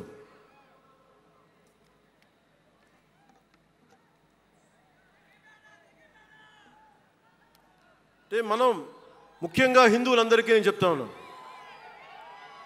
మీరు ముస్లింలను చూసి మీరు నేర్చుకోండి. పవిత్ర రంజాన్ మాసంలో ఉపవాస దీక్ష వహిస్తున్న నా ముస్లిం సోదరులందరికీ నా హృదయపూర్వక రంజాన్ శుభాకాంక్షలు. సంస్కృతాన్ని తిడతారు, గుళ్ళల్లో సంస్కృతాలు మంత్రాలు చదవకూడదంటారు. ముస్లిమ్స్ ఆ మాట అంటున్నారా? అరబిక్లోనే కదా, ఐదర్ హిందూ ముస్లిం, ఐదర్ ఆంధ్రప్రదేశ్లో ముస్లిం కావచ్చు, తెలంగాణలో ఉన్న ముస్లిం కావచ్చు, తమిళనాడులో ఉన్న ముస్లిం కావచ్చు, అరబిక్లోనే కదా మంత్రాలు చదువుతారు, ప్రార్థిస్తారు. హిందూ ధర్మంలో సంస్కృతంలో చేస్తారు. దానికి ఏంటి సమస్య? తమిళంలో చదవాలా, తెలుగులో చదవాలా, కన్నడంలో చదవాలా? ఆ విధి విధానాలు ఉన్నాయి, వదిలేసేయండి వాటిని. వాటి జోలికి వెళ్ళకుండా కష్టాలని వాటిని పట్టించుకోండి.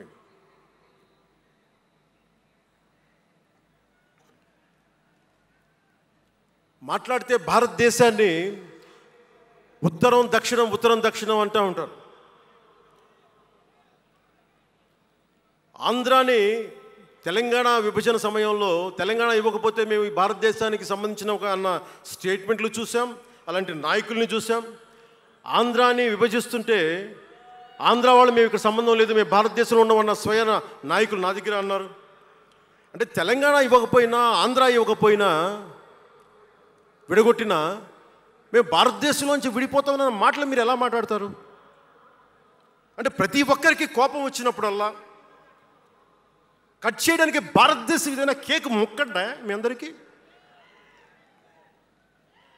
కట్ చేయడానికి, భారతదేశ సమగ్రతని విధ్వంసం చేయడానికి ఒక్కడు ఉంటే నాలాంటి వాళ్ళు 10 కోట్ల మంది బయటకు వస్తారు. తస్మాత్ జాగ్రత్త. నార్త్ సౌత్ డిబేట్కి నా సమాధానం ఒకటే. ఉత్తరాదిన ఉన్నది హిమాలయాల్లో, ఉత్తరాదినున్న హిమాలయాల్లో ఉంది పరమశివుని కైలాసం. దక్షిణాదిన ఆయన కుమారుడు కుమారస్వామి మురుగన్ నివాసం. ఈ దేశాన్ని విడగొట్టే ధైర్యం, సాహసం ఎవ్వడికి ఉందని నేను అనుకోను. ఆ భయం నాకు లేదు. వారు ఎంచుకున్న ప్రదేశం ఈ భారతదేశం. అలాంటి దేశాన్ని విడగొట్టాలి అనుకుంటే ఒకసారి ఆలోచించి మాట్లాడండి. భాష వేరు, భావం వేరు. మీరు బయటవారు, మేము లోపల వారం. మీరు ఉత్తరాది వాళ్ళు తెల్లగా ఉంటారు, మేము దక్షిణాది వాళ్ళు నల్లగా ఉంటామంటే మా ఇంట్లోనే ఒకళ్ళు, మా అన్నయ్య 6 అడుగులు 2 అంగుళాలు 3 అంగుళాలు, నేనేమో 5 అడుగులు 9 10 అంగుళాలు నేను. మా బంధువుల్లో అన్ని రకాల వాళ్ళు ఉంటాం. కొంతమంది నల్లగా ఉంటాం, కొంతమంది తెల్లగా ఉంటాం. ఏం చెప్తాం దీనికి? అర్థం లేని మాటలేంటి ఇవన్నీ? ఇలాంటి మాటలతోటి దేశాన్ని విచ్ఛిన్నం చేయకండి. రాజకీయ వైరుధ్యాలు వేరు, ఆ వైరుధ్యాలు ఉండడం సహజం. వైరుధ్యాలు ఉన్నాయి అని నెపం మీద దేశాన్ని ముక్కలు చేయకండి. దక్షిణాదినున్న సెంగోల్, ఉత్తరాదినున్న ఢిల్లీ పార్లమెంట్లో ఉంది. ఒకవేళ వైరుధ్యం వస్తే వేర్పాటువాదం విడిపోమని కాదు, అది కాదు, కలిసి పరిష్కారం వెతకమని. డీలిమిటేషన్ ఉంది ఈ రోజున. డీలిమిటేషన్ జరిగితే పార్లమెంట్ సీట్లు దక్షిణాదికి తగ్గిపోతాయి అంటే అసలు తగ్గుతాయా లేదని డిస్కషన్ పెట్టండి. దానికి నేను రూపీ సింబల్ మార్చేస్తాను, నా భాషలో పెడతానంటే అప్పుడు మేము తెలుగులో కూడా పెట్టాలి. దానికి కన్నడ వాళ్ళు కన్నడంలో పెట్టాలి, గుజరాతీ వాళ్ళు గుజరాతీలో పెట్టాలి, మహారాష్ట్ర వాళ్ళు మహారాష్ట్రలో పెట్టాలి. దేనికైనా ఒక వివేకం, ఆలోచన ఉండద్దా?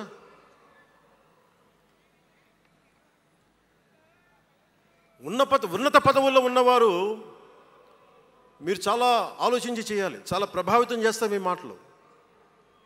ఒకటి విధ్వంసం చేయడం తేలిక, ఒకటి నిర్మాణం చేయడం తేలిక, కష్టం. నేను వివక్ష అనిపించలేదు అనుకుంటున్నారా మీరందరూ?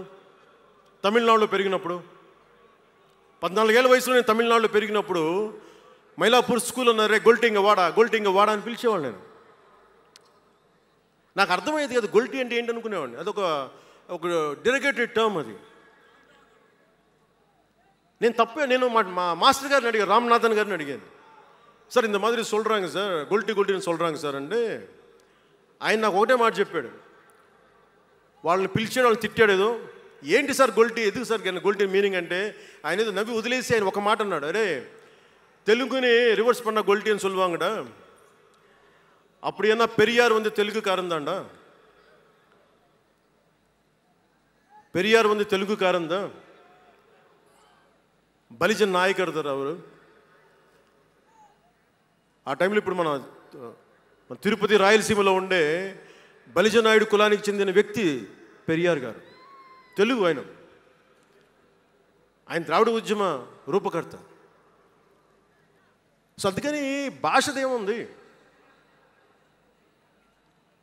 అందుకని దీన్ని పెట్టుకొని విధ్వంసం క్రియేట్ చేయడం సరైనది కాదు. నేను మీకోసం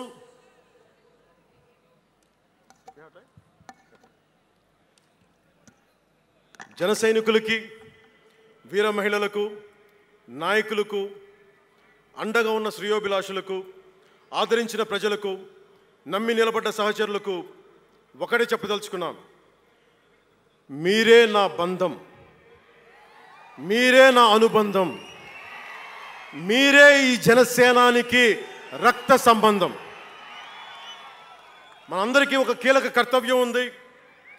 దాని గురించి మాట్లాడుకోబోయే ముందు కవి శేషేంద్ర వాక్యాలు చెప్పి ముగిస్తాను. ఒక తరాన్ని ప్రసవింపజేయడం అంటే ఒక తమాషా కాదు, ఒక నిండు కళల జగత్తుని మేల్కొల్పడం. ఒక దశాబ్దన్నర రాజకీయ ప్రస్థానంలో అలుపెరిగిన పోరాటం చేసిన తర్వాత లభించిన చారిత్రాత్మక విజయం అది. అందుకని మీ అందరికీ చాలా బాధ్యతగా ముందుకెళ్దాం. ఈ విజయం పుట్టుకే 100% స్ట్రైకింగ్ రేట్. అందుకే దేశం మొత్తం చూసింది.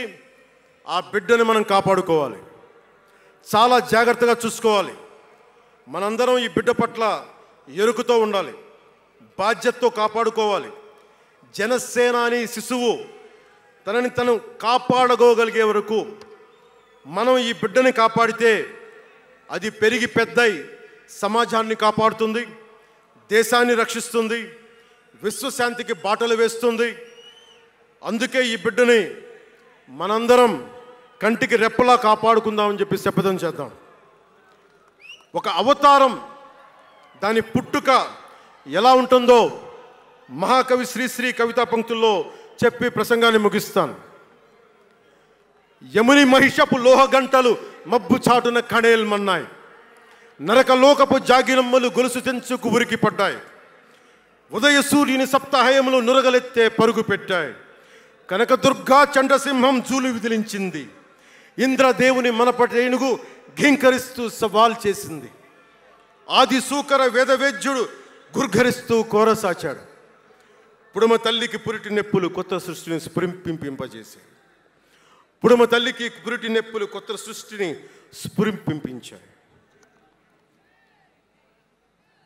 దీనిని లోతుగా ఆలోచించి, ఇక మన ఆలోచన తీవ్రత, భావ తీవ్రత అన్నీ ఉంటాయి. జన సైనికులు మీరు జాగ్రత్తగా ఉన్నంతకాలం మన ఎమ్మెల్యేలు అందరూ బాగుంటారు, మన మంత్రులందరూ బాగుంటారు, నేను కూడా బాగుంటా. మీరు డిసిప్లిన్లో పెట్టాల్సింది మమ్మల్ని కూడా డిసిప్లిన్లో పెట్టండి మీరు.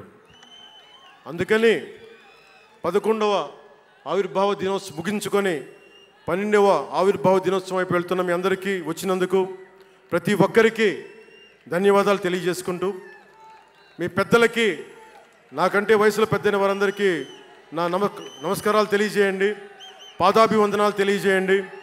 అందరూ క్షేమంగా ఇళ్ళకి వెళ్ళండి. సర్వే జనో సుఖినో భవంతు.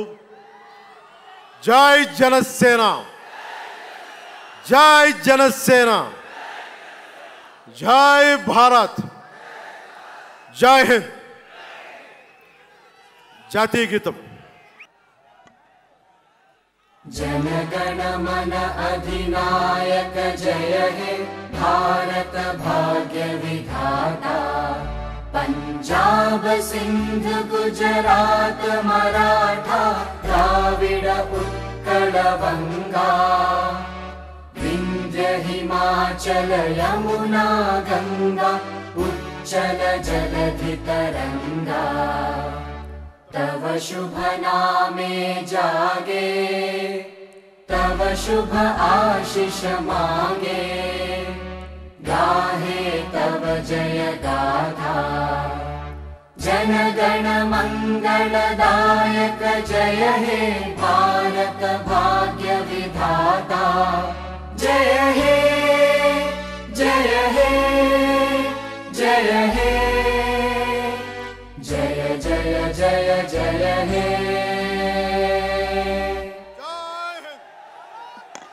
जय हिंद। హిట్ టీవీ యాప్ ఇందులో short news, live news, entertainment shows, movies, digital magazines తో పాటు మీ జిల్లా వార్తలను కూడా ఫ్రీగా చూడొచ్చు.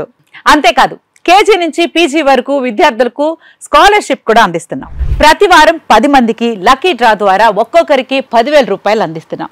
ఇంకెందుకు ఆలస్యం, వెంటనే హిట్ టీవీ యాప్ ని డౌన్లోడ్ చేసుకుని ఫ్రీగా ఎంటర్టైన్మెంట్ పొందండి. Hit TV app. Hit TV app. Please download hit TV app. Hit TV app ని ఫ్రీగా డౌన్లోడ్ చేసుకుని ఎంజాయ్ చేయండి. మీకు నచ్చిన ఎంటర్టైన్మెంట్ కోసం హిట్ టీవీ యాప్ ని ఫ్రీగా డౌన్లోడ్ చేసుకుని ఎంజాయ్ చేయండి. హిట్ టీవీ యాప్ ని డౌన్లోడ్ చేసుకుని ఆస్వాదించండి, ఆశీర్వదించండి. ఇంతమంది సెలబ్రిటీలు హిట్ టీవీ యాప్ ని డౌన్లోడ్ చేసుకోండి అని చెప్తున్నారంటే ఎంత మంచి యాప్ ఆలోచించండి. అమెరికా అమెరికా అమెరికా అమెరికాలో చదవాలనుకునే వాళ్ళకి విశ్వసనీయమైన పేరు మన శౌర్య కన్సల్టెన్సీ. UK లో 1 year masters, UK లో 1 year masters, 2 years work permit up to 5 years visa. Contact Saurya Consultancy. Contact 89851 89851.